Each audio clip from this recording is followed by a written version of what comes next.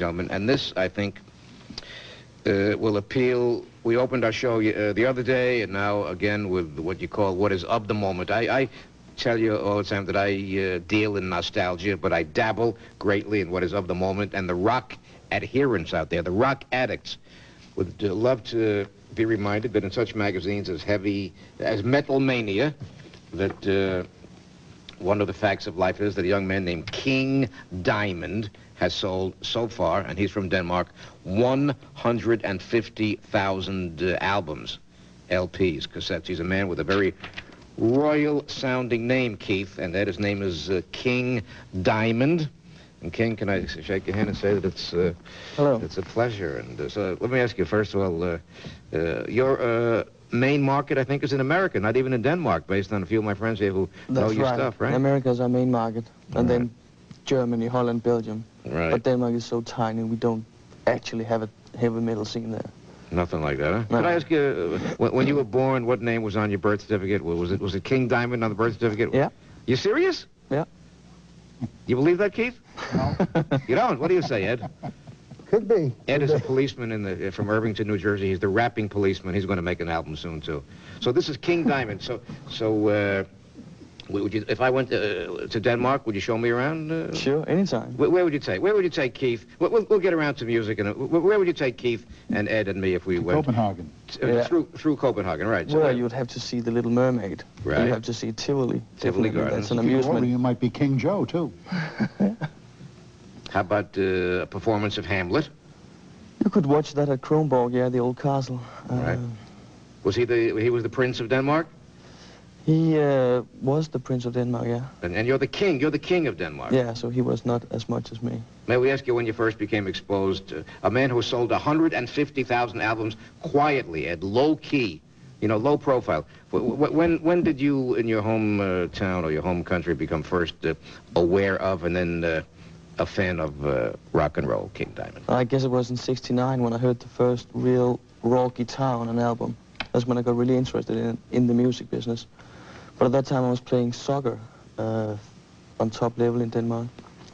But finally I had to make a choice because I couldn't do both. I couldn't play a gig Saturday night and get up early Sunday morning and play soccer. He's so nice. I thought he was going to sit here and I thought he was going to scare us. He's such a nice... You left home to paint, the war paint, right? Yeah. Why is it so incongruous, my feeling about heavy metal in Denmark? I think of Denmark society as being so calm and tranquil and peaceful, and the way you just said... It really is. Tivoli Gardens, but hard-hitting, driving, forceful, heavy metal...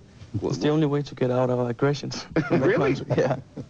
You know what I'm saying, Keith? I do indeed. But they have it all over the world, though. They're, you know, all of these people are all over the world now, Joe. Which American musicians are in the Hot 100 on the charts, if any, in Denmark? Any American... Oh, yeah, lots of heavy metal acts. Alice Cooper, Judas Priest, Ozzy Osbourne, they're all there. And King Diamond? Well, yeah, we're getting there. What are you doing in this country right now? Visiting a few of your friends or making arrangements? That as well, but mostly it's a promotion tour. Mm-hmm. Doing interviews and radio stations, TV. Who's famous from Denmark besides you? And besides who? Victor Borge, we got to mention. Oh, I was about to... Who else? Name some entertainers or non. Well, entertainers, not very many, actually. Political figures? Sluter might be famous, but I don't think he means very much over here. Mm-hmm. Is there a big difference, Mr. Diamond, between American rock and Danish rock, or European rock, let's say? Yes, there is a difference. The American seem to be more commercialized than the European style. The European style is like you have it's a raw sound that the European bands have got than the American bands. King Diamond, what do you have on your belt there? What is that?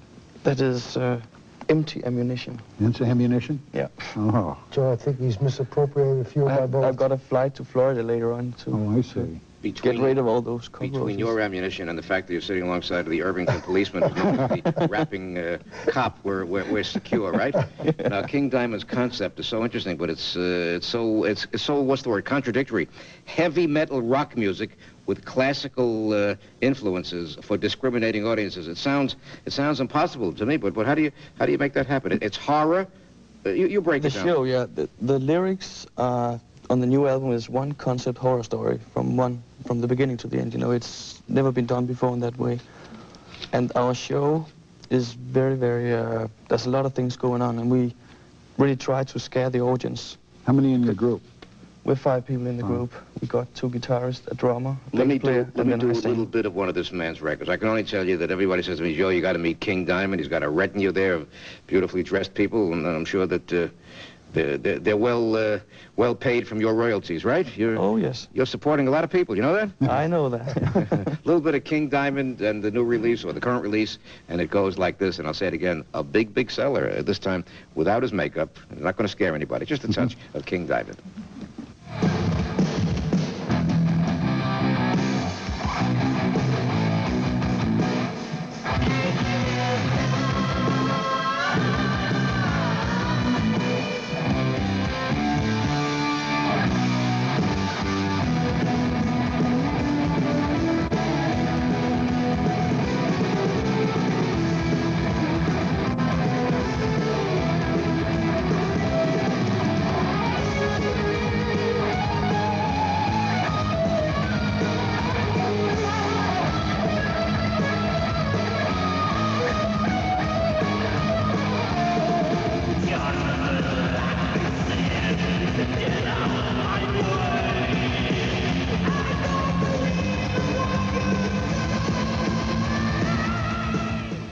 This forthcoming concept of yours here, one big horror story from beginning to end. How would Stephen King's fans appreciate that concept I album? think they really like it. It's a very intriguing horror story, and That's kind of a first in rock and roll, though, isn't it? it is. It's the first time that somebody has made a concept album with a horror lyric to it.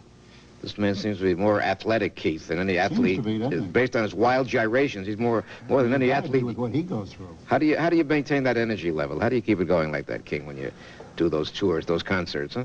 Well, I try to sleep as much as possible during the tours to be able to perform in the right way. Ladies and But gentlemen, it's definitely I tough can only work. say that I'm a fan of this young man from now on, and I can see why the excitement. What label? Roadrunner Records. And if I go over there, how does the American dollar do over there? Would you say the American dollar is respected in Denmark? Is it At the moment, it's like this. back and forth, right? Yeah. Ladies and gentlemen, I want to do a tape right now.